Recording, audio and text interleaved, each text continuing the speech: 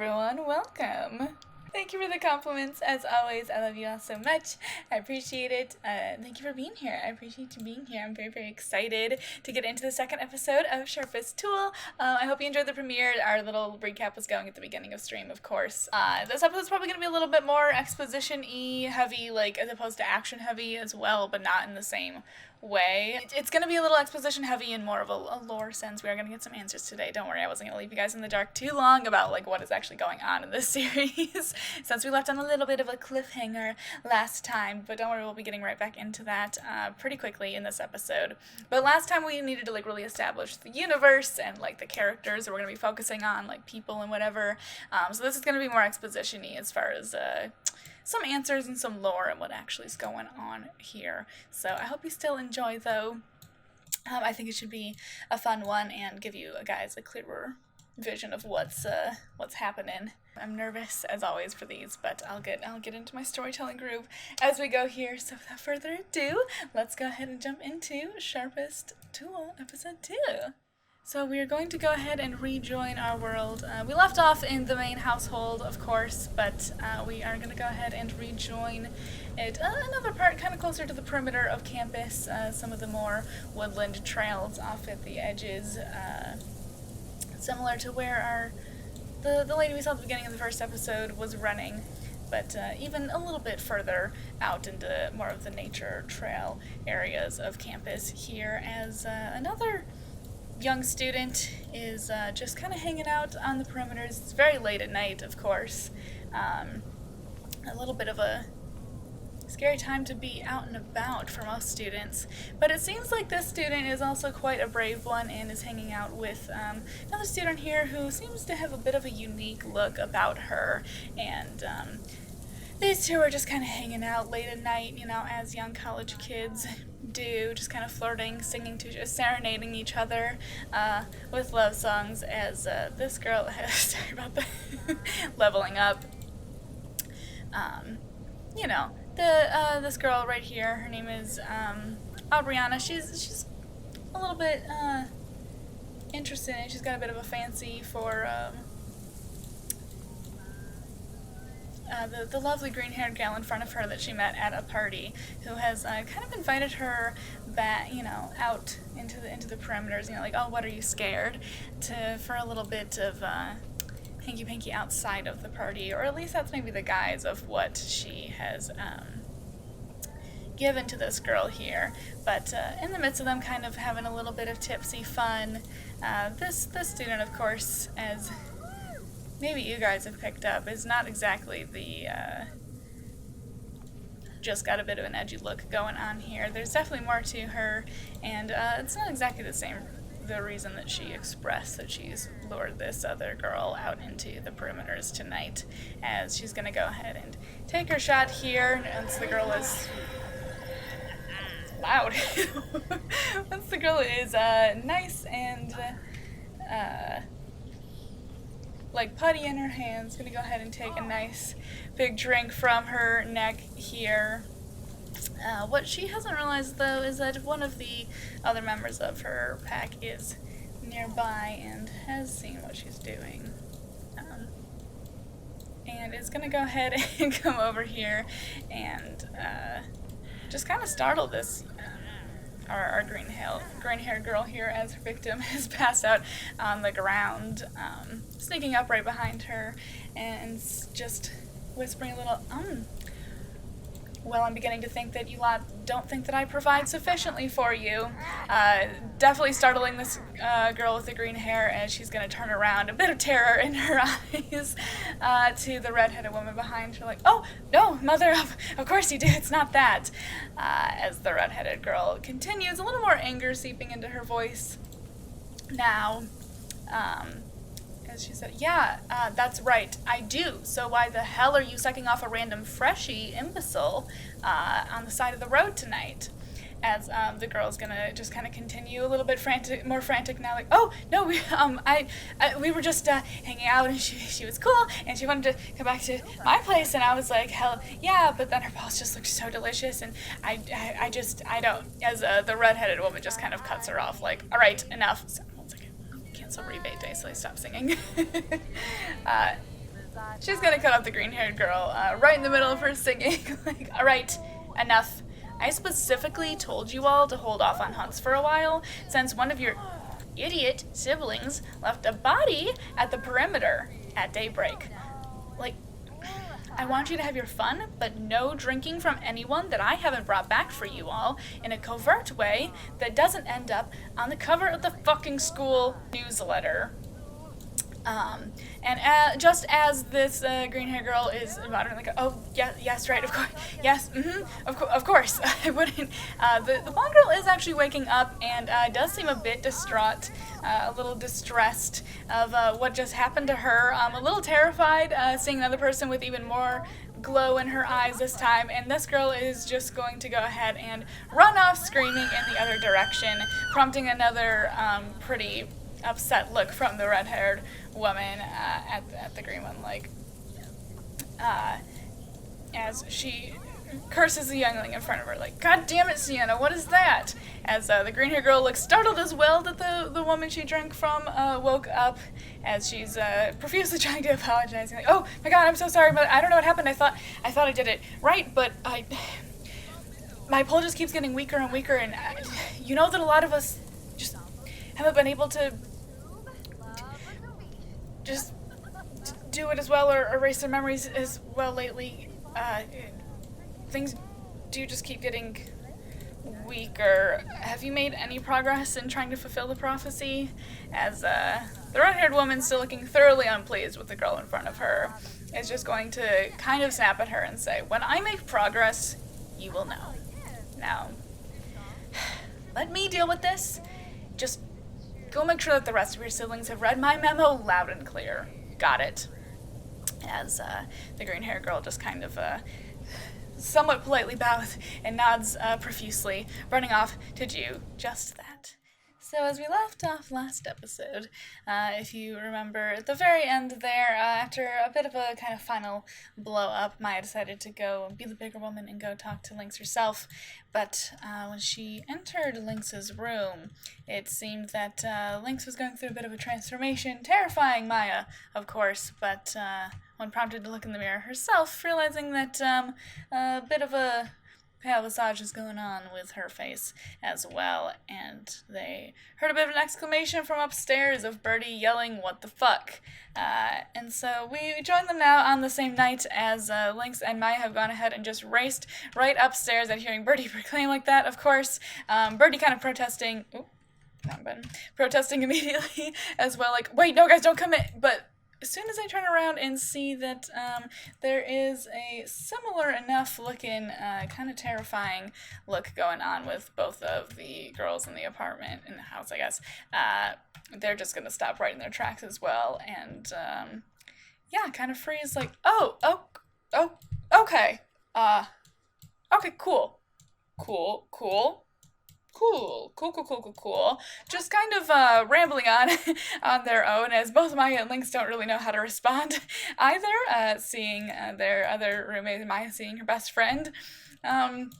With a bit of those same shining eyes going on. Of course, they have differences, all of them amongst each other, but definitely not a normal look for any of them going on here, as Birdie's still just kind of mumbling to themselves before going over to the mirror to kind of inspect their own look a little bit further. You can see them kind of just like taking a really close look at what's going on their face, and even opening up their mouth to see a bit of some sharp fangs that have sprouted on their eye teeth, as well, a bit sharper than usual, even trying to like kind of poke it themselves, and kind of hurting themselves, but not too badly. Realizing just how sharp these teeth have grown, though, muttering a cuss word under their breath quickly as Maya kind of looks up in worry at the cuss word, like, "Oh, are you okay?" Jumping into caring mode for her friend, as Birdie just kind of continues to look at themselves in the mirror, like, "Oh yeah, that's a bit of a loaded question." I think finally slowly turning back around to girls that have just burst into the room here, and continuing is kind of centering themselves as they sort of go into analytical mode, addressing both of the girls, like, "Oh, okay, what was just happening before, just sort of gesturing to everything going on with all of their faces at the moment, as Lynx starts first, with Maya just kind of terrified, looking at both of them. "Oh, we're not going to be sitting down for this conversation, thank you." Oh, if they start popping off doing vampire shit, ignore it, please. I can't. They're just autonomously doing that, and I'd rather they not be. I can't stop them, though. But Lynx is going to continue on, though, with, I was just getting ready for bed, and I was a bit, pissed off about everything, and then I just started feeling really hot, and I looked down at my hands, and I don't know, it just like I could feel my veins pulsing underneath my skin, and then Maya burst into my room. And Maya's just gonna kind of like almost cut Lynx off, like carrying on the conversation from there. Like, I walked in and saw Lynx with her glowing eyes and veins, yeah, and kind of freaking out until Lynx told me to look in the mirror, and I looked like this too. Tears kind of starting to form in Maya's fogged over eyes herself, as Birdie's just kind of taking in this information. Face still pretty stoic compared to Maya, as she's kind of panicking, at least, like, okay. I was just getting ready for bed as well, and trying to rack my brain on how to find a new roommate as quickly as possible. Lynx looking like a little bit taken aback by that comment, as she's not quite heard the plan to replace her yet, that Birdie mentioned to Maya at the end of last night when they went to go check on her. But Birdie doesn't even really notice Lynx is being a little startled with that information, and continues on, like, since you two clearly mix like oil and water, and I was getting a little stressed, so I just decided to do a face mask to calm myself down. But when I looked into the mirror, I as Birdie just sort of breaks down in their own way, kind of devolving into laughter as opposed to the tears that are in Maya's eyes still, and kind of just hysterically laughing. Lynx and Maya even kind of giving each other little looks like, what do we do here? Until Lynx finally starts a conversation again, like, "So are we?" And Birdie cuts her off immediately, like, "No, nope, don't say it. We are not. Those aren't real, and it's not possible." So, in the middle of the conversation, though, Birdie's just gonna kind of go over to their dresser and start to pull out some clothes from there and get changed, as the other two girls are kind of just staring at each other, and until Maya, looking to her friend, who's usually sort of a voice of reason for her, being like, oh, I didn't say sleepwear for Birdie, ignore the heels, as Maya just kind of meekly asks, like, "So what do we do now. And Birdie's just gonna kind of reply with, well, I'm going to bed, because hopefully if I fall asleep in the dream, then I'll wake up in real life. And Lynx is starting to look more concerned herself as well, like, Birdie, I don't think that this is, and Birdie cutting her off once more, like, I know, but it's the only thing that makes sense right now, so I'm gonna run with that and go to sleep, and you two can do whatever you want to do right now, but I am going to force myself into slumber and hope to God the butcher lays our steaks with hallucinogens or something, alright? Good night, as Birdie just kind of ushers them out of the room and crawls into their bed, trying to fall fast asleep themselves, as Maya and Lynx both just kind of awkwardly leave their bedroom, not exactly sure what to do with themselves either. Maya's still looking a little bit distraught as well, as Maya kind of whispers under her breath of like, I haven't seen them this worked up in a while. And Lynx has a little more anger going on with her voice, though. Like, how the fuck am I supposed to just go to sleep? Maya kind of commiserating with her there, though. Like, yeah, I don't know either. As Lynx seems to kind of think for a minute before looking back at Maya and asking, are my eyes really glowing? As Maya's responds, what? I mean, yeah. Lynx says, I hadn't actually really looked at myself yet. Kind of prompting Lynx to just run down the stairs at full speed to go check out herself in the mirror, since the other two have kind of gotten a good look at what they look like at this point. But Lynx still hasn't really looked at herself, and kind of startled by Lynx's quick retreat, is going to kind of race down the stairs after her and join her in her room again, as Lynx is a little bit shell-shocked, just kind of actually checking out what kind of look she's got going on here, whispering like, oh, holy shit, as she realizes, yes, absolutely, her eyes do have a certain bright cat-like glow to them now, maybe a little like her namesake, as Maya's just kind of leaning against the doorway here, watching Lynx check out her new look here, before Maya just starts to mutter under her breath, like, I have a stats exam tomorrow, causing Lynx to kind of break out of her own sort of panic at what's happening for a minute, to just bark out a bit of laughter at Maya, like,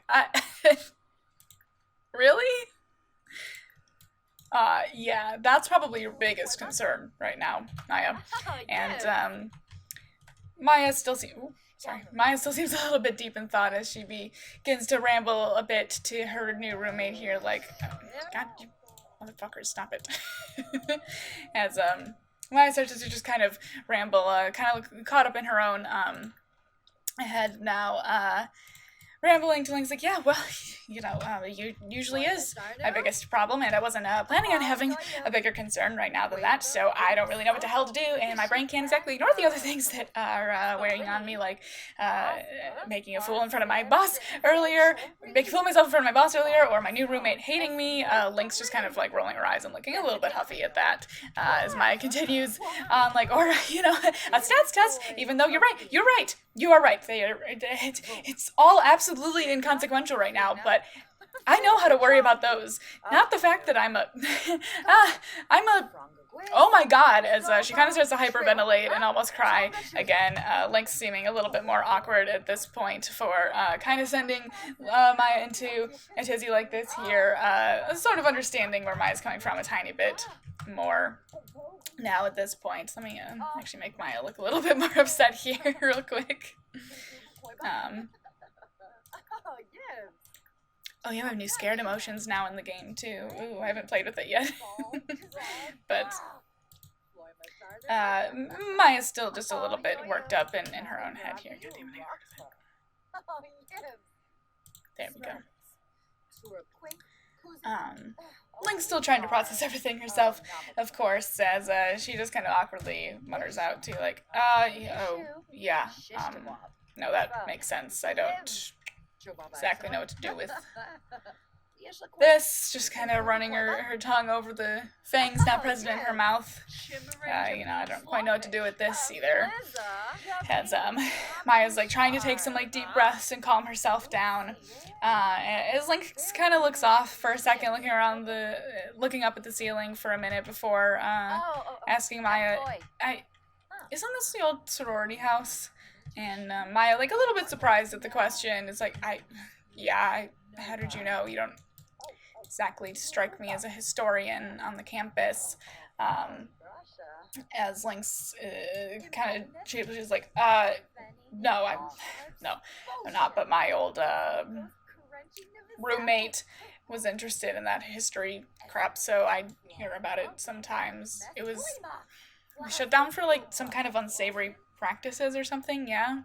As Maya nods and Lynx continues on. So, I don't know, is there something in the water on this lot, or, and Maya's just gonna kind of start to ramble fast, but in a way that's like sort of seems to be calming herself down this time, more than working herself up like last time, as Maya's like, no, that doesn't make sense. The sorority was shut down in 1978 after 3 students wound up dead, and 5 different sorority members were... Hello, Sims? What are we doing? And 5 different sorority members were implicated in the murders, as well as other disturbing and unsavory practices. Yes, but the details were scrubbed from most public records. Birdie and I have been living here for exactly 397 days as of yesterday, and we have sank $23,000 into digging up and repairing all the abnormalities of this house, and as Birdie likes to say, getting all up in its guts. And now, at exactly the same time, all 3 of us, only 2 of which have lived here for over a year, are suddenly sprouting fangs. If it was the house, and you are changing this fast, then Bird and I should have been affected a long time ago. And kind of as Maya's like talking and rambling and kind of seeming to calm herself down, the pale skin like is getting a little bit more color to it again, besides the flush that often you find on Maya's cheeks, and her eyes are starting to kind of clear up besides the lingering tears in them. And the fangs are kind of retracting, and Lynx is a little bit surprised, like staring at Maya, like her own expression softening a bit as she sees Maya kind of like change a little bit more back into normal now as she's talking, and Lynx is just kind of staring at her before saying just that to Maya, like, oh, you look normal. Maya just kind of rolling her eyes, quite defensive to Lynx's remarks at this point, like, oh, gee, thanks. Before Lynx is like, no, sorry, no, you look like you again. As Maya kind of right away runs to the mirror to look at herself and realizes that, yeah, no, Lynx is telling the truth. She pretty much looks exactly like she did before whatever the hell happened to them did. And so, Maya's like, yeah, I guess I do feel better than earlier. Talking about numbers and facts does tend to calm me down after all. Just kind of blushing, again, a little bit embarrassed this time, as Lynx just kind of chuckles and is like, that is the nerdiest thing you have said so far. And Maya kind of looks to Lynx, giving her a smile too, as Lynx's voice is a little bit more calm now, and when Maya turns around to look at Lynx herself, it's kind of a similar thing has happened where Lynx is looking just like she did when the way Maya was expecting her to look when she came to talk to her in her room, I guess. A little close there, Maya. And Maya kind of gives her a small smile, like, oh, hey, you look normal again too. Lynx just kind of quickly looking down at her skin to confirm that Maya is indeed telling the truth as well. Cracking a little joke, like, oh, alright, well, I guess it's at least good to know that the ashy skin isn't permanent. So both just giving like each other like a slight little smile as Maya's like, yeah, well, I don't know what else is helpful for tonight, and silly as it is, I do, as silly as it seems to care about right now, I do need some rest before that stats exam, so I guess I'm just gonna follow Birdie's lead and turn in for the night. And Lynx will reply like, yeah, I kind of doubt I'm gonna be able to fall asleep after this anyway, so don't think I'll follow suit, but you go get your beauty rest, nerd, as Lynx is going to go ahead and take a seat at her laptop over here with Maya just kind of rolling her eyes this time, a little bit less miffed than she has been in the past, tossing a quick night over her shoulder as she leaves the room. Lynx calling out to her one last time, just like, feel free to join me in theorizing about our own humanity if you can't sleep either, as Maya's leaving up the stairs. Maya not really responding, just giving like a quick nod over her shoulder. Bright and early in the morning the next morning as Birdie is already awake. Let me unmute Sims here. Birdie's already awake in the kitchen, all dressed and ready to get going for the day as they're on their phone. Let's pretend that they're talking on the phone. I couldn't get them to chat with anyone because these Sims don't technically know anyone outside the household yet, so let's pretend that they're actually talking on the phone up to their ear here as Birdie, has the regular chipperness in their voice on the phone, just kind of finishing up the phone call as Maya is also awake and coming down the stairs to join them in the kitchen here. Birdie finishing up with a quick, yeah, no, that sounds perfect, awesome, thank you, see you later, as they go ahead and hang up the phone, and Maya's kind of skeptically staring at Birdie here as they address Maya like, good morning, my little egg, grabbing a power bar from the fridge and like chucking it at Maya as they know that, she likes to eat this every single morning. Continuing on of like, oh, your tea will be ready soon, brewing it up right now, as they are indeed brewing up a little pot of Maya's favorite tea in the morning here, and Maya's just still looking pretty concerned at them as they dally about the kitchen here, like, are you okay? And Birdie kind of looking over their shoulder and like, I didn't get a ton of sleep, but other than that, super! You want me to pour a cup for you?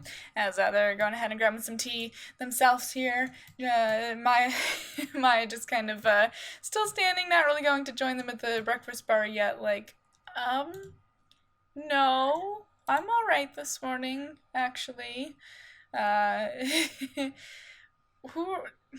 are you on the phone with? Just kind of smiling at the tea and the power bar anyway, since appreciating the comfort that Birdie brings them, like, being so considerate about Maya and how she usually spends her mornings, but Birdie's just gonna kind of continue on with the question, like, oh, yes, I set up an appointment with Florence Beasley. She's one of the counselors. She's the one that I spoke to about fast-tracking Lynx's change of address forms when she was to move here on such short notice. She's a super sweet lady. Agreed to fit on a meeting today at 1:30 after her lunch to discuss Lynx changing addresses again and maybe help us find another roommate super duper quick. So I can just go with Lynx, so don't worry about it, my little bean. I will get it all sorted out. Just kind of rambling on as usual, as Maya still seems a little concerned, but trying not to be, pester her friend too much. Like, oh, okay, cool. Birdie, you seemed really distraught last night. Are you sure that you're all right? And Birdie's like, yeah, right. Last night was super weird. Got a little more drunk from never have I ever than I figured we did, right? As Maya's seeming even more concerned now, like, oh, Bird.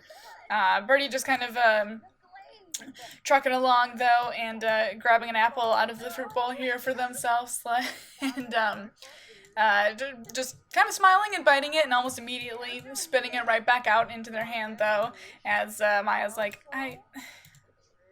Birdie, are you just planning on ignoring, in the second that she's saying that, though, she kind of gets caught off by Lynx bursting out of her bedroom, as it is downstairs, right next to the kitchen here, and Lynx is still wearing the same clothes that she had on last night when Maya left her in her bedroom there, looking a little bit more frazzled than last night, though, so some dark circles deep set under her eyes, looking as though she didn't sleep all night, which is exactly what happened, as Lynx is a little bit strung out, like, oh, okay, good, you're both up. I figured out a couple of things. Okay, Maya, you were totally right. I looked it up. Old sorority that used to live in this home.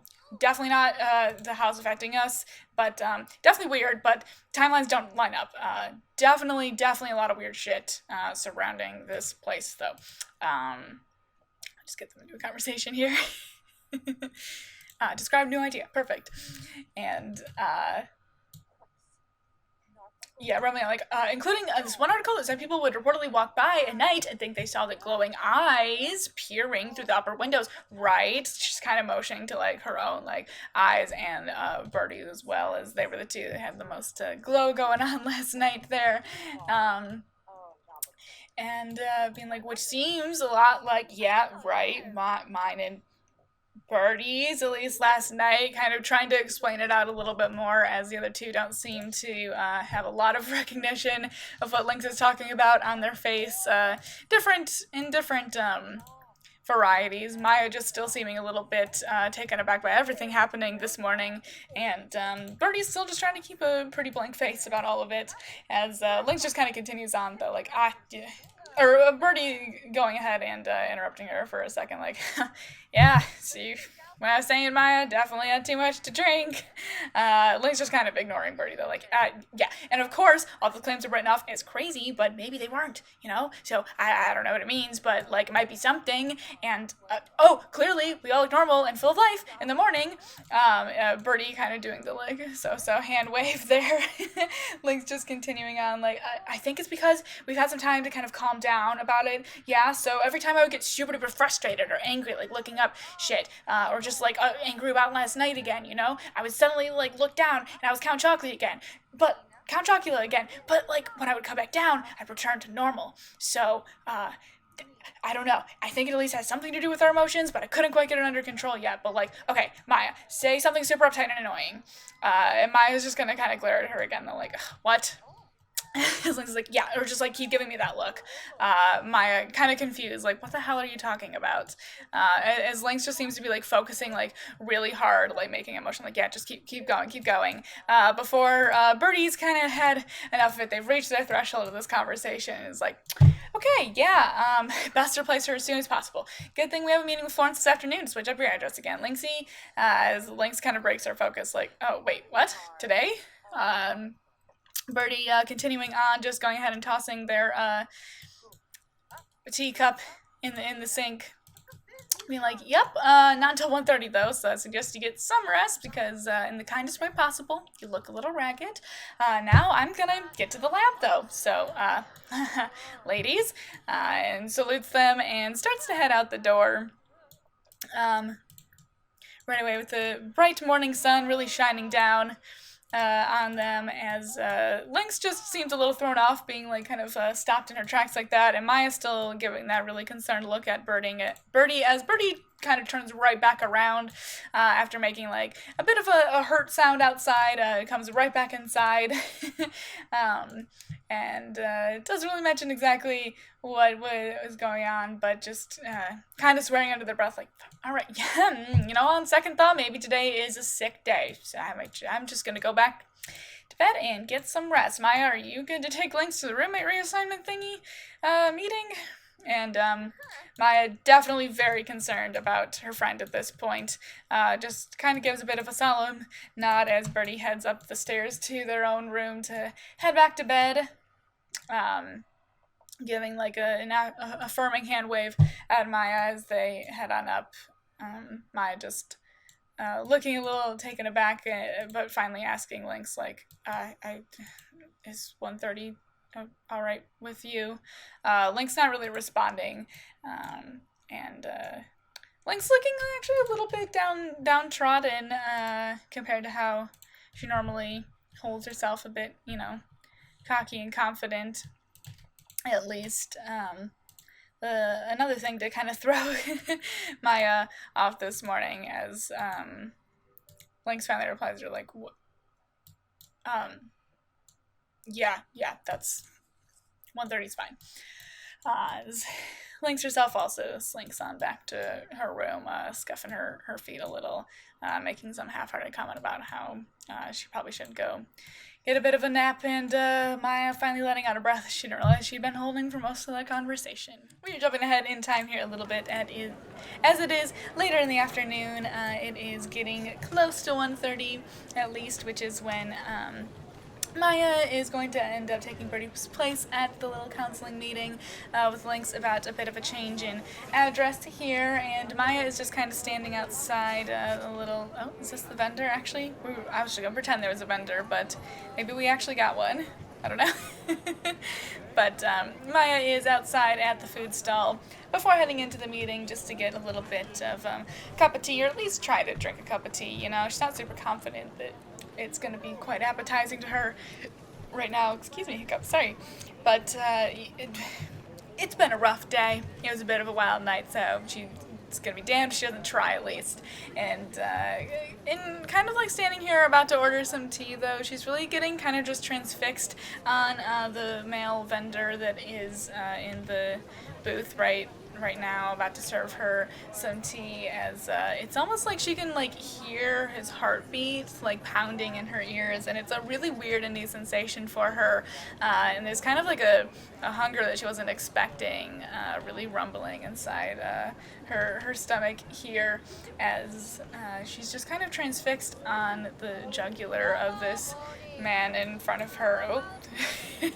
As Lynx is going to go ahead and run on up to her, though, kind of startling her out of the bit of a trance that she'd kind of been into there. Lynx sort of smiling, amused at watching Maya, like, with this hunger in her eyes, staring at this dude here, as she just kind of like walks up and right into Maya's peripheral, kind of like making her jump, and the vendor himself just being like, lady, are you going to order anything or what? As Maya just kind of apologizes, not wanting to make Lynx wait any longer, since they're already running like a tiny bit late for Maya's taste at least, and just be like, oh, no, sorry, sir, have a good day. Lynx just chuckling at Maya's awkwardness as they walk away from the booth there. Maya kind of cursing herself a little bit of like, oh, God damn, I didn't even grab an afternoon tea.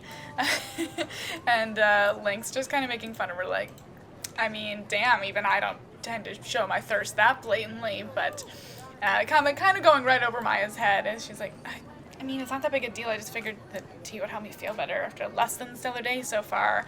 And Lynx kind of confused it. Maya not quite grasping her meaning of like, no, I meant towards the vendor. Is he from one of your classes or something, or was it love at first tea leaf? Maya immediately blushing, of course, and being like, what? Oh no, I wasn't. I'm not even into. Lynx kind of cutting her off, like, what, little nerds in multicolored vests like that? I figured that was exactly your type, you know, someone who can bring home the county fair dogs to mom or whatever. And Maya's like, no, never mind. Let's just get going. We're already running late in the... Well, let's pretend that the sun is a little bit higher in the sky since, but sun not feeling great, as Maya and Lynx are going to go ahead and head to the administrative building where all the counseling offices are. And Lynx kind of talking as they walk, like, oh, yes, feel you there. That's why I was a little late. Haven't really tried to book it across campus, staying in the shadows before, but it's harder than you'd think.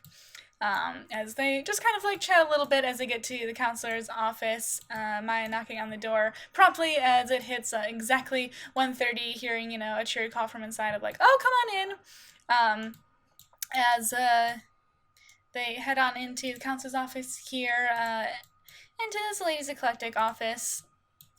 The nameplate reading Florence Beasley, as exactly as Birdie was saying to Maya earlier, her just kind of walking them in like, oh, come in, girl. Now, okay, I spoke to Birdie on the phone, and you are not Birdie from what I remember. Maya, a little flustered, like, oh, right, no, ma'am. They weren't feeling great today, so they asked me to come instead. I'm their roommate, Maya. Let me just get them in conversation here. Florence now's going to be like, oh, all right, that's fine. Hello, Maya. Wonderful to meet you. Now, Lynx here has just moved in. Yeah, what's the deal with her moving out so fast? Lynx, with her trademark snark, being a little bit like, yeah, why don't you tell Miss Beasley, is it? And she's like, oh, just call me Florence, you know? Lynx's like, right, yeah, why don't you tell Florence exactly why I'm being kicked out so swiftly? Florence just kind of raising her eyebrows here a little as Maya sends a glare over at her unruly roommates sitting in the chair next to her like, well, ma'am, it's just not a great fit.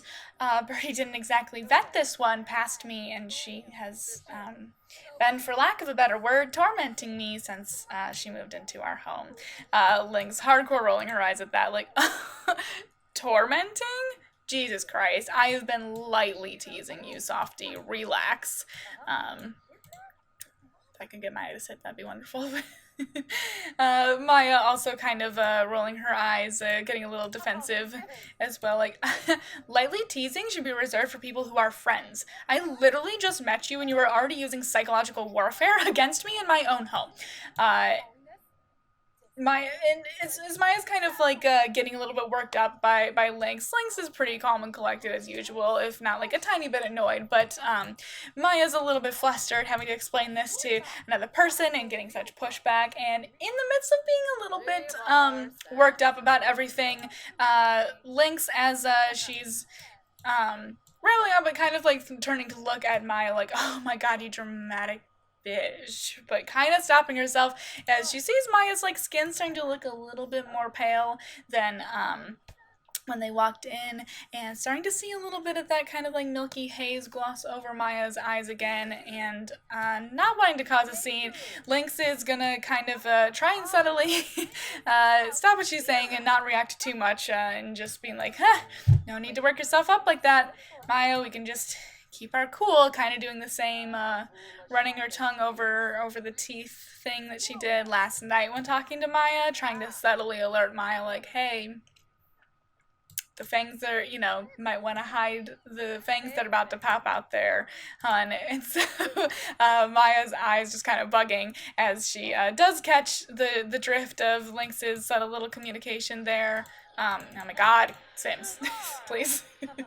We're trying to hide our vampire powers right now, Lynx, thank you.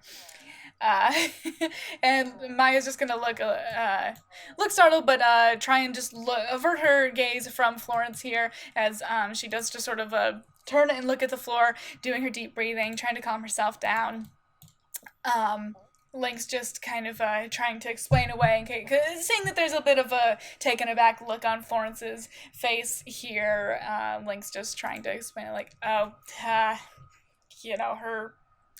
blood pressure can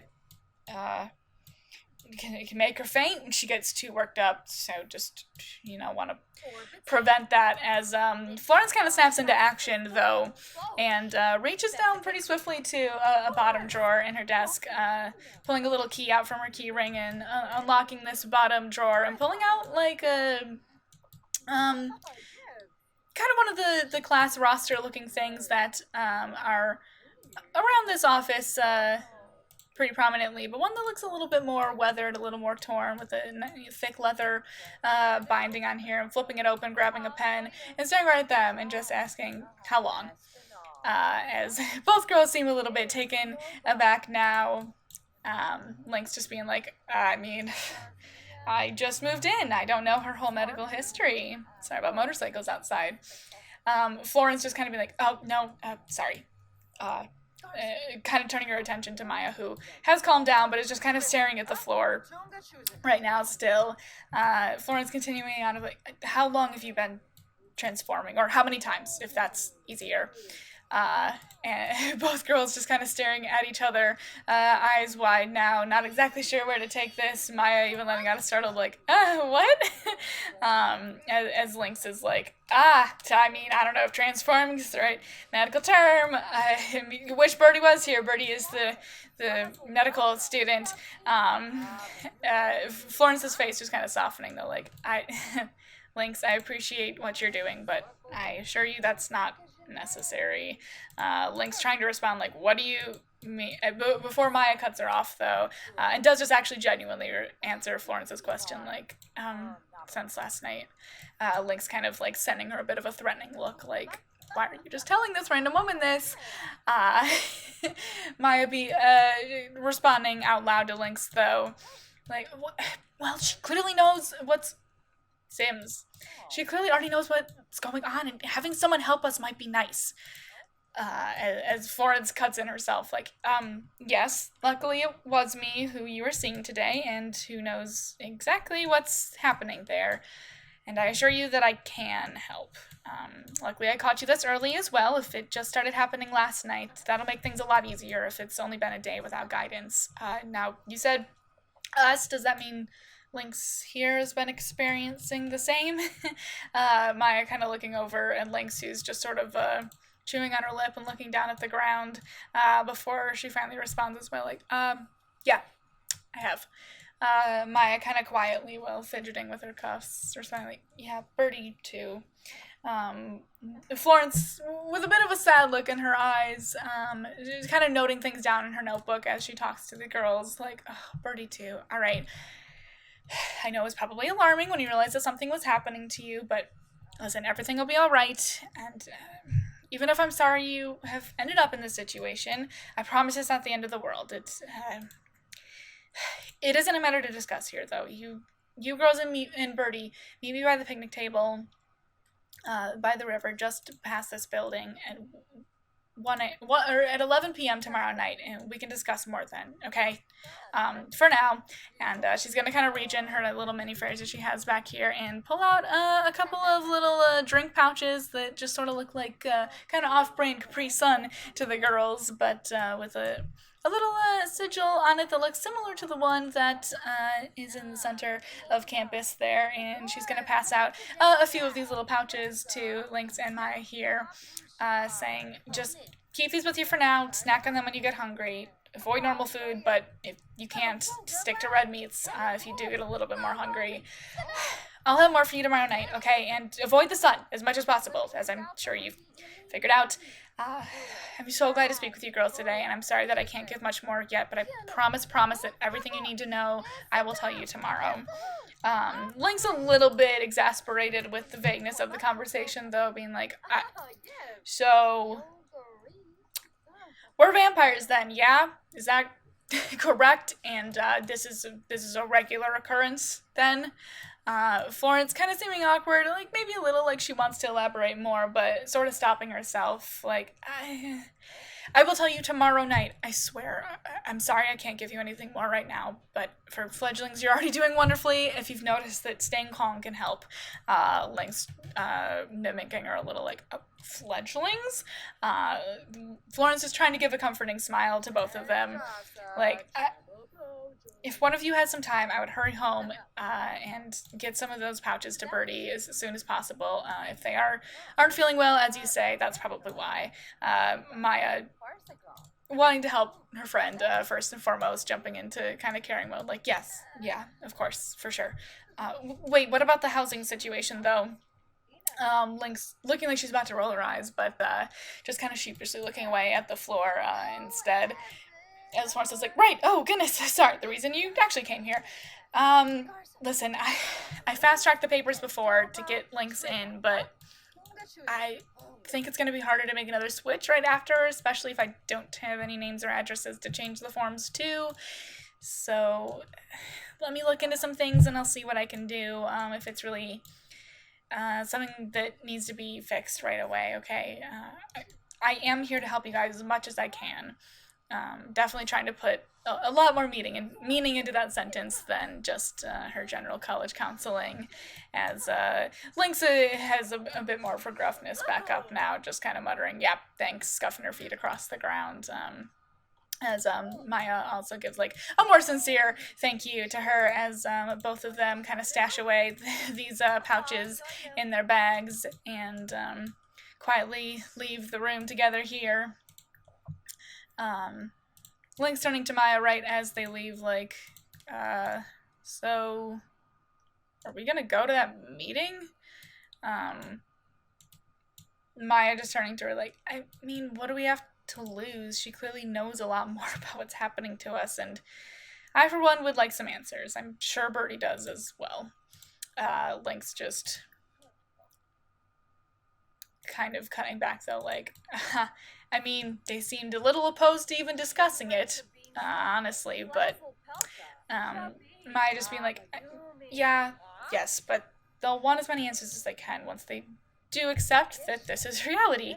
So, for now, Maya's going to go ahead and make sure that the coast is clear, as most students are kind of filtering out as it's getting a little later into the afternoon, and pulling one of the pouches out of her bag, figuring it's not, like, too big a deal, just kind of trying to hide the sigil on the front there, and it probably just looks like a Capri Sun from a Lunchable or something from afar, and trying it out herself. Immediate relief kind of coming over her face, though, like, oh my goodness, that feels better than any tea was going to. Lynx just still looking deep in thought as Maya is snacking down on one of these pouches that Florence gave to them. It is night now after Maya and Lynx headed back to give Birdie their pouches themselves and have a little conversation about maybe going to this meeting at home. We are jumping to nighttime that day, and we're on the other side of campus again. Pretend it's a lot darker out, but on the outskirts of campus by the nature trails yet again, we find ourselves with the same girl that we saw getting into a little bit of trouble, I guess, at the beginning of this episode here, as where is she? Oh, there we go. As she has been brought back to the forest, she kind of ran away, and she's sort of just waking up in the middle of the woods here, in the middle of the night, a little confused as to how she got here, not really remembering walking here herself. Sorry about the dryer buzzing. As she seems kind of confused and lost, looking around until the redhead that she saw when she ran away last time is slowly stalking up to her here, giving a little bit of a sadistic smile to this girl as she steps up, the blonde girl herself asking, like, oh, what's going on? The redhead kind of chuckling to herself and providing, being nice, providing a bit of an explanation to this blondie here, like, well, see, you got wrapped up in something last night, and normally that wouldn't be an issue as long as things went according to how they should have gone, and you shouldn't have necessarily, seen the aftermath or remembered. You actually should have woken up this morning only feeling like you have a bit of a regular hangover headache. But unfortunately, as she's kind of looking around and realizing there's a few other figures, including the green-haired girl that had lured her away the night before, looking a little upset, but here nonetheless are kind of encroaching closer and closer to her as the redhead continues to speak with her. Like, well, unfortunately that's not what happened, so the bad news is we can't just let things carry on like normal in that circumstance, so I'm very sorry it came to this, but you can blame your little hookup for getting you into this situation. Now, unfortunately, since things didn't go to plan, we're gonna have to do things the hard way. But I will give you a choice. You can either join us or die here tonight. But make up your mind quickly, as the blonde girl's been looking more and more terrified as this conversation is continuing, of course. Kind of stammering and scared, kind of trying to skitter back a little bit as she realizes she's kind of surrounded on all sides, though. Just still stammering, like, what? Oh my god, what? I don't know. As the redhead is definitely looking displeased with her stammering here before very quickly, almost as if she's teleporting, running behind this girl here, saying to her, oh, well, time's up, snapping her neck and leaving her dead body on the ground here, kind of with a satisfied smile on her face, stepping back as everyone else continues to encroach closer, and the redhead saying to everyone else, like, all right, feast, my darlings, and don't say that I don't take care of you, as we can just hear plenty of guttural feasting sounds in the background as everyone hops onto the body that their mother has so graciously provided for them. As the The sun is starting to rise, though, so they better hurry up. It is the next night at 11 p.m. And, these three are waiting out here. Maya seems a little bit nervous, but definitely interested and wanting some answers here. Lynx has been a little bit quiet for the past day or so, a little bit more downtrodden since their meeting, kind of ruminating on a lot of things in both their new vampire form and life stuff, roommate stuff going on, and kind of the dismal way that this has played out so far. And Birdie is a little bit disgruntled, is here because the other two have asked them to be, but is still a little skeptical, still hasn't quite come to grips with or wanting to accept exactly what has happened. But as they are waiting around and it is just ticking over to 11, before the nerves can get the better of Maya too much, all of them do see Florence walking on up here, a little bit out of her suit and more professional look that she wears during the day as a counselor, a little bit more laid back in a leather jacket similar to a couple of our leads here, as she smiles walking up to them like, "Oh good, I'm so glad you guys came. Okay, hello Birdie, it's nice to see you again. I'm sorry that you weren't feeling well, but hopefully the pouches that Maya and Lynx brought you made you feel better." As Birdie's still trying to do a good job of ignoring things effectively as they're still processing what's happening, kind of giving a curt nod of like, yes, they did help.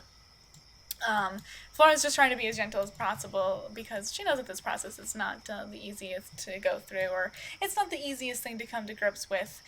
She's seen plenty of students in these shoes before, and so Florence is like, yes, of course, I'm glad that you're feeling better, and I'm really, really glad that you all decided to meet me here tonight. I'm sorry that we had to meet so late. They're gonna just start walking around to the front door of the administrative building here that all of them have been in plenty of times, but seeing it with new light this time.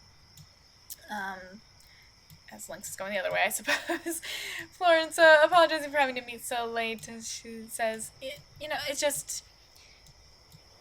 it's better to do this once everyone's gone home, and so we should have the place all to ourselves. I also needed to get a couple of things cleared with some people before making sure that we could share the trade secrets with you guys. But don't worry, I'm clear to answer any and all questions once I give you the tour. So, with Florence leading the way, she's going to head over to the bookcase that, again, they've all seen plenty of times going to counseling appointments or just kind of hanging out in this general commons area, as students do sometimes. But never before have they really taken a closer look at this bookshelf, as Florence kind of lifts the flower out of the vase here, and it turns out a little secret door opens behind this bookcase, opening up to a staircase, kind of shocking all three of them, as Florence decides to lead the way, turning back to them and saying, "Well, everyone, welcome to the League." The three of them definitely all startled, kind of shocked into silence, pretty much, as all three are going to go ahead and follow her down the stairs, of course, though. Plenty of different emotions running through everyone's minds as they kind of take in what's in front of them, kind of heading down into this darker, danker, brick-laden area, but apparently beneath the administrative building all this time, with this spooky altar right in front of it, as Florence kind of starts to give them a little bit of the tour of the place as she begins to explain things a little deeper, letting them know that, okay, yes, I know this is a lot to take in, let me get through the spiel, and then, as I said, I will answer whatever questions that you may have. All right, so as you probably know, as you probably heard at orientation, and have probably heard from other of your peers or alumni, just in general, Solomon University has a certain, let's say, rich history. It's a the school was built many centuries ago, and so we are standing on a lot of history, a lot of ancient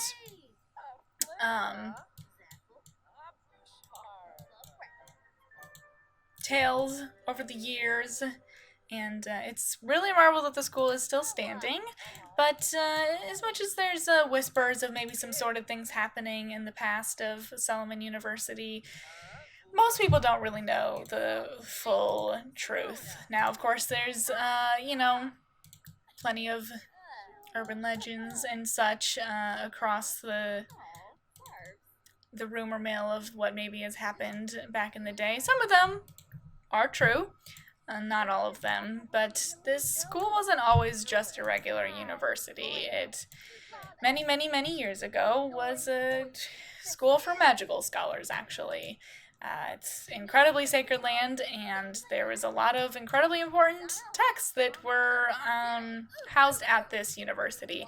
Actually, the diatribe that you hear from President Solomon, in most of his speeches about how this is really a land for, those of the highest academic esteem, those who are, true scholars at heart, is pretty accurate. It used to be definitely rife with most people that were of the highest caliber of academic, and so there was a lot of really in-depth and protected documents and texts that were housed at this facility. Of course, with really important information such as that, especially of the magical variety. Other people want to get their hands on it, not necessarily do the best deeds with it, and so eventually they realized that they needed a way to protect all of the information that was stored here. So they found an ancient ritual, they found an ancient spell, after doing years and years of research, they perfected it, and they decided to start to make a league of protectors to guard the school and to take on anyone who decided they wanted to steal any of the information here for nefarious deeds. And the ritual effectively turned people into what is in modern times been commonly known as vampires. A bit of understanding, but worry and nerves kind of coming across most of their faces, of course, as Florence is kind of heading down the hallway, still just about explaining to them as they go. If I can actually get them to walk and talk here, that'd be wonderful. Florence just kind of rambling on, not in the most entertaining of ways. It's clearly kind of a speech that she's given a handful of times to people, just talking about how so this ritual had to be performed on a specific insignia, which you can see on the floor back there, as I'm sure you've noticed, as I'm sure you have seen in the center of school there. That is exactly where the rituals used to be performed, and it would turn only the most worthy of guardians into what was commonly known at the school as protectors. And so they formed this League of Protectors, as they called themselves, with students that they felt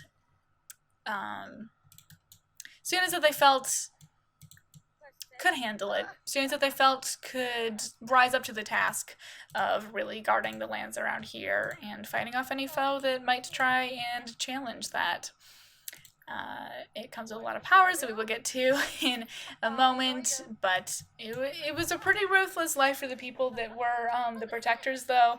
And over time, of course, as things got modernized, as the knowledge of magic kind of started to fall away and become more secret and hidden away from the public, the school started turning more and more into just a regular, esteemed academic institution. And the need for a Protectors League slowly started to fade away. Most of the sacred texts are still here. Some have been transferred to other locations over the years, but most of them are still here. It's just not that it's that common that anyone's trying to get at them anymore. And so once things started to become a little bit more institutionalized and stuff, of course, the Protectors League was also disbanded for being,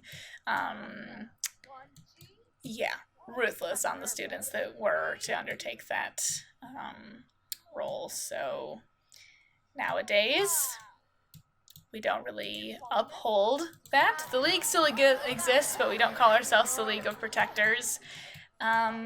Unfortunately, the ritual land still exists over there as well. I take it, since the three of you have suddenly started sprouting fangs and such, that you have actually crossed over the sigil in the center of campus.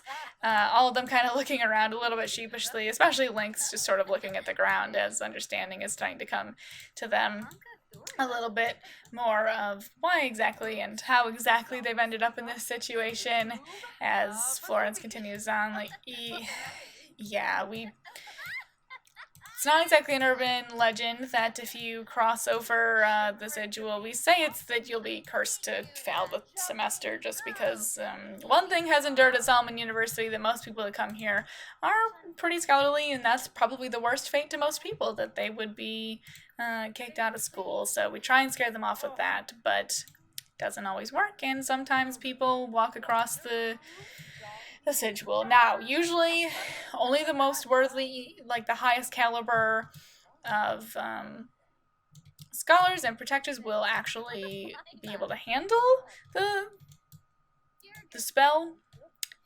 So I guess that's a compliment to you three that you are still here, still standing.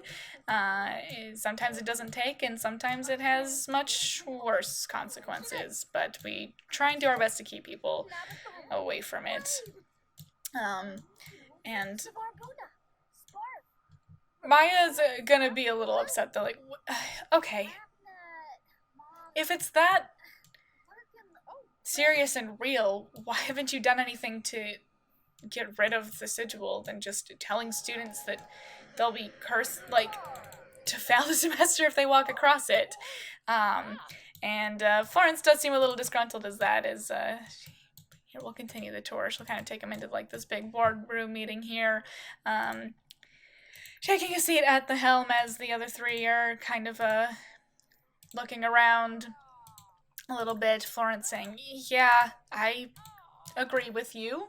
Actually, the solution that we've decided on is not necessarily my decision, but I promise you that we have tried all of the things that are first coming to your mind. We have tried covering it, we have tried destroying it, we have tried obscuring it in some way, but the protection magic that exists inside of it isn't only strong to create guardians, it's also really strong at guarding itself, and no matter what we do, honestly, we can't really do anything to it. It's a permanent fixture of the school, and there's nothing we can do but leave it there to fulfill its duty as it wishes to do. So we try and keep people away from it as much as we can, but sometimes people slip through the cracks, of course. Birdie kind of making a comment too, like, okay, well, okay. If only the most worthy, as you say, can handle taking hold of the spell, then no offense, but why is Lynx here with us? And Lynx is like, yeah, no, that's fair. You two are, like, super geniuses, and I don't really do anything. As Florence is like, I mean, I don't know. The powers that be must have decided there's at least something special about you then. As yeah, Florence is kind of motioning for them all to join her around the table here. Most of them pretty curious about everything around here still. Ooh, we got some nice cauldron bubbling noises in the background as well. And Birdie kind of going a little bit more into analytical mode, processing all this information, is going to start asking some more questions as well, like, okay, wait, is it only mental fortitude then, or is it also physical? Like, what about jocks? And Florence is like, oh yeah, no, it's there's many different ways that you can be strong, and there's many ways that the sigil interprets strength. And before you ask, yes, the curse myth does work on jocks as well. I mean, listen, the last thing they want is to be kicked out of school and lose their precious football scholarship and whatnot. So don't worry, our little warning definitely helps with the less than grade conscious as well. Just get them into another conversation here so they'll actually be talking. As Florence does explain a little further that now you would have had to actually stand on the sigil for a little bit longer for it to become active. We can skirt around it a little bit by quick passes or like light touches on the side. Don't necessarily trigger the ritual to start, but those who decide to either be a bit rebellious or just a bit oblivious and stand on there for a while are end up in the same situation as you guys, unfortunately. Most of the time, we can suss them out. I'm so glad that you girls came to me in my office, and I noticed, and I was able to catch you before anyone else did, and bring you into here because, as I said, the League of Protectors doesn't exist anymore, but we still have the League in place to try and protect you guys from yourselves and try and protect you from other people, because now that you have become a protector or vampire, whatever you would like to call it, there is an incredible amount of power that is now housed inside of your body. No one gains more powers as they continue on. All of that is inside you. It just needs to be unlocked with further practice, and without practice and without training, without learning how to maintain your newfound life, it can get pretty treacherous. And so when people are discovered by us, we can at least do our duty to show them the ropes, make sure that they understand the power that is housed inside of them now, and try and teach them the ways that they can keep it under wraps and go about as normal of a life as they can, now that you're not just normal humans. Ignore all the spoiled mac and cheese everywhere. There was a potluck the other night at the League. But, yeah, as Florence is like, listen, at the core of everything, it is always helping people. And so I meant it when I told you guys in my office that I am here to help you guys in whatever way you need, all right? And this facility is here for you guys to use now that you are official, members. If you would like to become official members anyways, the invitation is welcome to you, and you can use our facility as much as you'd like to continue to research our history. As I said, most of the sacred texts do still exist here in our quite lengthy library that you can see behind you. But Maya and Birdie both showing a little bit of interest there for sure. And Florence telling them as well that there are plenty of other members that you can lean on as well. Some students that you may even recognize and would not have known beforehand are in the same position as you, going through their school lives as normal. We can teach you to harness that power, like I said, as well. Lynx kind of lighting up a little bit more at that, tuning in like, okay, what kind of powers then can we, like, I don't know, have super strength, turn into a bat, make people hallucinate. A little bit in jest, but Florence kind of nodding along, still like, yeah, not at first, but again, with enough training, if you reach a high enough level of control over your powers, then absolutely.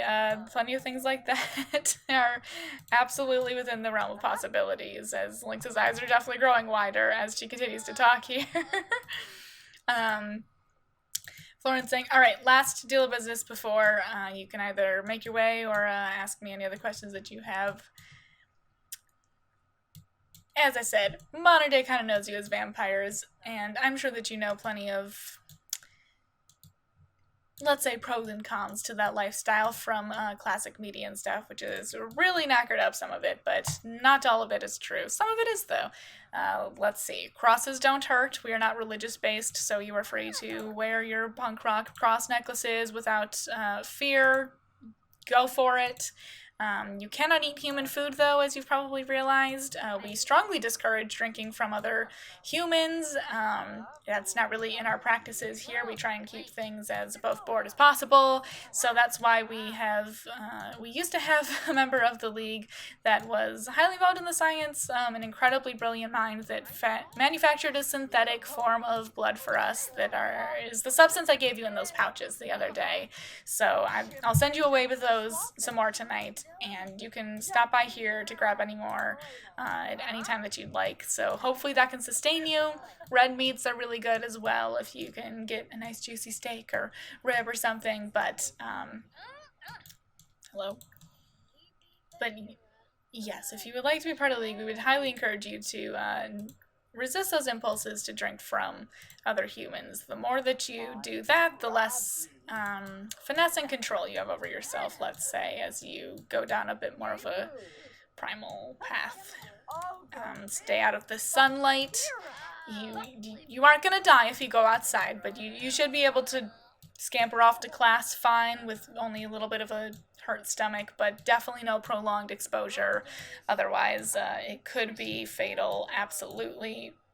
And as I think you've kind of figured out, strong emotions will bring out your more vampiric side, which we tend to also try and keep under wraps around the general public there. So doing things like meditation, really trying to find your center, and controlling your emotions is pretty beneficial, but we can train you on that as well. It's really all about control and harnessing what's now inside you.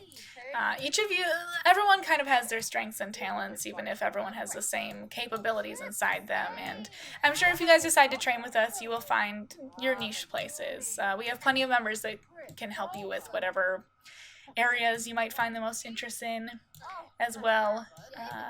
And lastly, you won't be able to be let into anyone's home without explicit permission from them. That one, definitely other media got correct. So Maya, kind of blushing as she thinks back to the way that she was unable to walk into her boss's house the other day until he actually invited her in.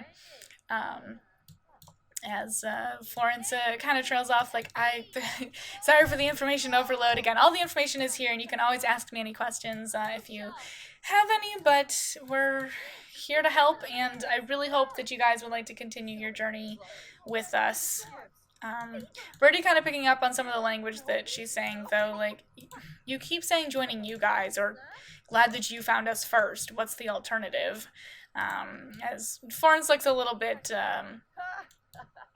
more morose at that, and saying, well, be honest, some people don't like the above board way we run things. Some people don't like the order that we try and instill in you vampires with the order, and some people break away and would rather tap into that more uncontrolled primal part of them. I don't recommend it. That's when things start to turn deadly and dangerous for everyone around you, but there is a faction of people that either used to be a part of the League, or were given the same opportunity and swayed in a different way, or simply found by the more feral tribe first and never had a chance to start to refine their skills with us. So there are more dangerous people out there. There are more dangerous vampires along with you guys, but we don't associate with them, and I strongly encourage you to stick with us. I don't agree with everything that the League tends to practice, but I definitely agree with the way we try and do things as safely as possible for every other student on campus, and for yourselves, okay? We're having a training session tomorrow night at 5. If you'd like to stop by, if you'd like to meet some other students in your shoes, if you'd like to start to follow down the path of gaining control over your powers, then I would love to see you here in clothes you can move in tomorrow after your classes, if you three are willing. And Lynx seems a little excited by the idea. Maya seems a little bit overwhelmed with everything. Birdie, you can definitely still see the wheels spinning in their head as well as they're mulling over everything. Birdie being the one to finally respond, we'll we'll be in touch with you. I guess I think that we should probably think things over first. Florence be like, oh my god, yes, absolutely. Please take all the time that you need of to process all this and to come back. But I hope to see you tomorrow night, okay? As Florence is like, well, I do have a long day ahead of me, so I should probably get going myself. So if you guys would like to head home, you're free to. Or like I said, this facility is always open to you if you would like to come down here and do some research or some thinking down here yourself. It can be pretty peaceful at this time of night, so I wish you all well with this, and I will talk to you later, hopefully. The rest of them kind of like standing up as well, as they are planning on leaving with Florence. All three of them deciding to head on out along with her. Kind of in a daze, you know, a lot to learn, of course, at various stages of processing everything that they just heard as well, as it is still deep into the night. Or the fruitcake on the ground.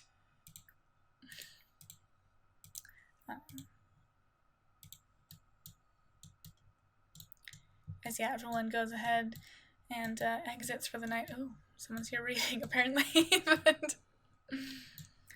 Florence giving a little wave as she heads off to get on her motorcycle over here and drive off into the night. But the other three kind of starting in their direction towards home. Birdie seeming lost in thought, Lynx kind of leading the way, chattering along a bit as Maya's kind of dragging behind them a bit. Lynx trying to at least keep the tone a little bit laid out here, like, you know, if I hadn't started sizzling earlier, that, what is that, all that was mumbo jumbo, but holy shit, man. Birdie, where are you at with all this? As Birdie's still just kind of staring at the ground like, oh, well, I have based my entire life around science, and now I'm being told that I'm a creature that scientifically shouldn't exist. Oh, and apparently magic is real, so that's cool, even though there's absolutely no scientific proof that it should be. So, yeah, that's exactly where I'm at. Actually, that's pretty much it. As Lynx is kind of laughing along and starting to say something else, as Maya looking more and more upset back here, is just going to kind of finally whisper a little bit quietly, like, it's your fault. Lynx catching it in her ear, though, and stopping the conversation with Birdie, turning to Maya like, excuse me? As Maya continues on, looking more and more upset as she talks, like, this is your fault. I specifically always avoid that sigil, and suddenly you come around and drag me onto it, and now I'm a fucking vampire. As she's talking and getting more and more worked up, and her eyes are starting to glaze over a little more again, her skin getting a little pale, as she's kind of getting upset with Lynx here.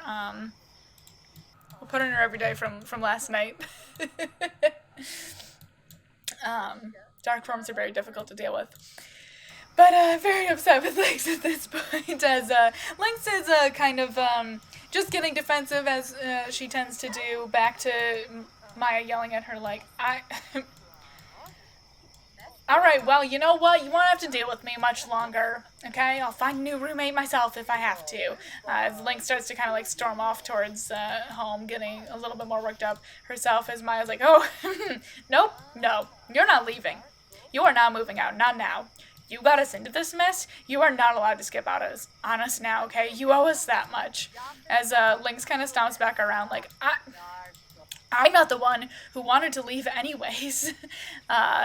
Maya just kind of like glaring at her as the two are getting further and further into an argument. There, we'll do that. As Birdie eventually does say out loud, like, it would make most sense for you to remain our roommate so we wouldn't have to figure out a way to explain all of this to a new one and don't have to worry about trying to hide anything at home.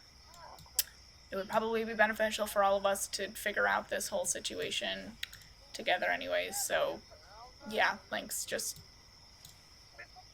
we'll just drop the roommate transfers, okay? As Lynx just seems kind of a little upset with everything that's happening, Maya finally just dropping the conversation and stomping off towards home herself, like, we can just maintain our distance, okay? Because neither of us need you interfering any more than you already have, okay? So let's just, yeah, continue how to deal with being fucking vampires now, altogether, alright? As Birdie's kind of following along with Maya seeming a little bit upset themselves, leaving Lynx a little bit behind as she eventually starts to follow them back home, but frustration and anger in her eyes as well as her roommates continue ahead of her.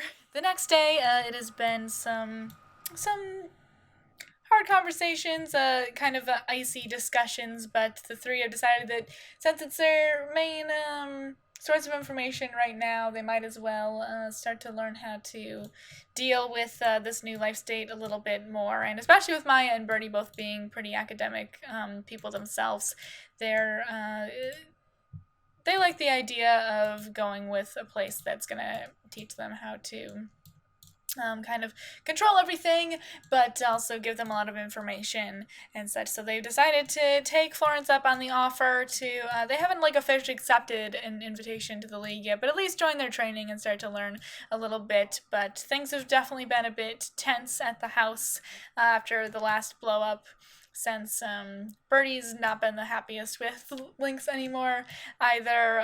Lots of emotions running through all of them, of course, but here they are, as Lauren suggested, in some clothes they can move in, joining the rest of the league members that are here in the training room. A couple other faces that you may recognize from the first episode, but Florence is here as well, and is not stressed about stale surroundings, but is super happy to see these three, as she's kind of got them lined up here, like, oh, I'm so glad that you guys made it. All right, there are a few of your fellow league members to my side here. You can go ahead and get to know them as you would like, but these are some of our more esteemed members that definitely know what they're doing at this point. So we like to keep our skills sharp, though, and we like to do a bit of training every now and then to make sure that everyone's staying on top of their study of powers and such. So I'm so glad that you guys decided to join us, and I hope you learn a thing or two, and maybe you can start figuring out what areas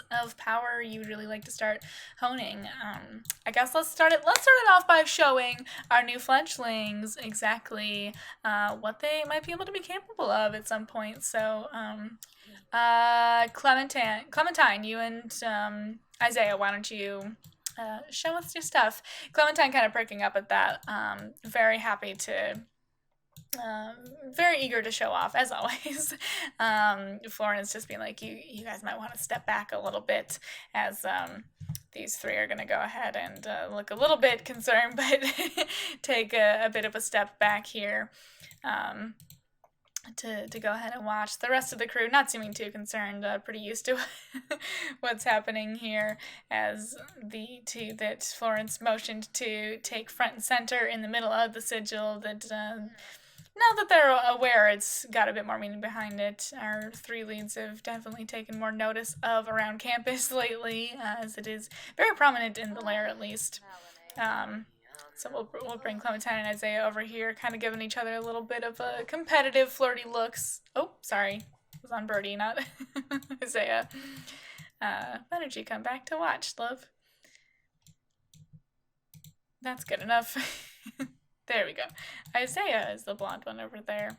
So yeah, him and Clementine tossing each other a couple of kind of like flirty, competitive looks as they both shift into their dark form, kind of like at the drop of a hat, like, you know, they definitely have it under control where they can go ahead and show their dark form whenever they would like. Definitely impressing our leads here is none of them have gotten control of when they can shift into that form at this point. It's still just kind of happening on a whim when their emotions decide they're heated enough. And so,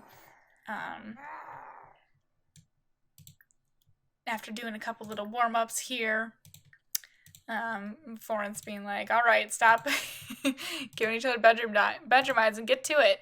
We'll let them do a little bit of a vampiric spar here and let our leads watch on and see what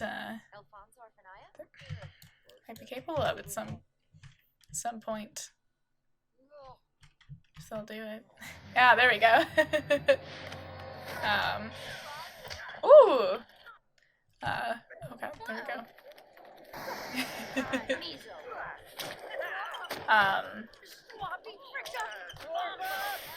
Neither of them really holding back, but most of them can kind of notice at least there's some smiles and some smirks on each other's faces as they go. Oh, it looks like 𝕾𝖍𝖆𝖗𝖃 has won. Give it a nice friendly helping hand up there, though.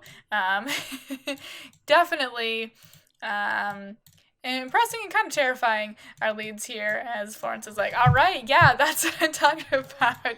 Okay, let's bring our newbies into this, and you know, let's see what you guys got already. As Maya, at least, especially looks pretty terrified. Lynx is still a little bit less enthused than she usually is, just because there's a lot of things going on in her head right now, and Birdie actually kind of seeming like they want to work off some tension, and doing some training here might not be the worst way to do so. So they're going to just kind of break off and start to get into some training, talk to some of these other members here. Florence kind of helping them out with what they would like to get into. Birdie kind of immediately eyeing like the yoga mat, since they already tend to do some yoga themselves, but wanting to work off some tension right now, so maybe heading over to the punching bag, just getting into some various training activities. Clementine kind of coming over to immediately help Maya, since she definitely seems incredibly lost.